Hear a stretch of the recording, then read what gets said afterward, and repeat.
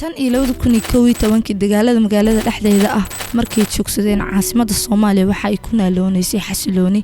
muuqaalka magaalada ayaa si xawli ah isku bedelay iyadoo dhismayaal dabaqyo ah ku bedelmayaan guryihii rasaastu haleeshay dhawaqa dubaha iyo gaadiidka wada qalabka dhismaha ayaa ah waxaad markasta arkaysid ama maqlaysid waxaana magaalada ka socda dhismayaal cusub qurba joog badan oo Soomaaliya ayaa waxay go'aansadeen inay ku soo laabtaan magaalada si ay u furtaan ganacsiyo cusub magacaygu waxa waaye Ayni Xuseen Maxamuud waxaan deganahay Daarusalaam waxaan deganahay muddo 2 sano ku dhow ganacsi inta ku leeyahay maqaayad oo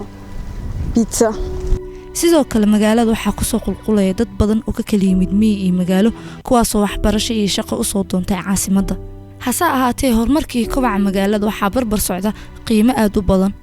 awood u lahaanshaha hoyga waa mid kamid ah baahiyada asaasiga ee aadanaha dadka Muqdisho oo gaaray 3 milyan ayaa qaybin oo kamid ah waxay ku nool yihiin guryo kira ah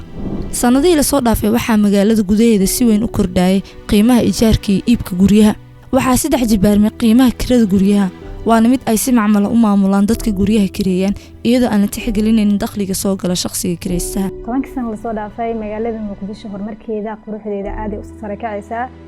intaas caqabadaha kala socda waxa waaye kireynta guryaha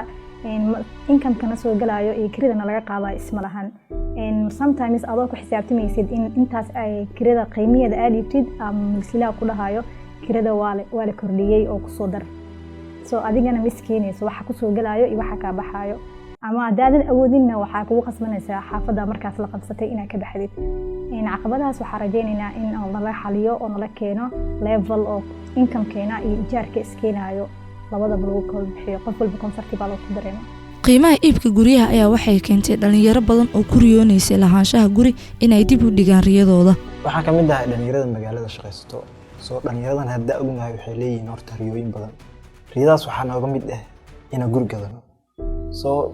gurina ma gada karno oo dhaqaalaha guriga uu ku fadhiyo wuxuu yahay zaid u qaali ah xitaa haddii 10 sano soo socdo ama 15 sano soo socdo asameyno dhaqaale aroorsi si u gadano ama u rumayno riyadeena suurtagal ma noqonayso soo waxa jiro hyperinflation waxa la hyperinflation kaas wuxuu keenaa marka in dhamaan dhalinyaro badan oo riyadooda meesha ay ka baxdo waxaan rajaynaynaa dawladda horta inay caqabadahaas taagan ama ganacsatada